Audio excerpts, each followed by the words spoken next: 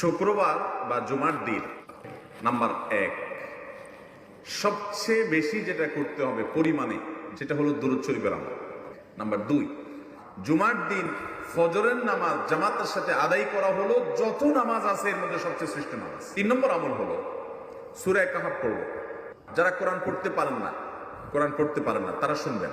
4 নম্বর আমল হলো আগে ঘুম থেকে উঠে উত্তম রূপে গোসল করে মসজিদে আগে গিয়ে পায়ে হেঁটে গিয়ে সামনে ইমাম সাহেবের কাছাকাছি গিয়ে বসা, অনর্থক কথা কাজ না করা, তেলাওয়াত জিকির আজকারের মশগুল থেকে নামাজটা পড়ে বের হয়ে আসা, এই কাজ। 5 নম্বর এবং সর্বশেষ আমল হলো জুমার দিনে একটা সময় আছে দোয়া কবুল হয়।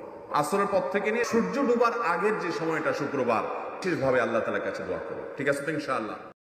শুক্রবার বা জুমার দিন নাম্বার 1 সবচেয়ে বেশি যেটা করতে হবে পরিমাণে যেটা হলো দুরূদ শরীফের আমল।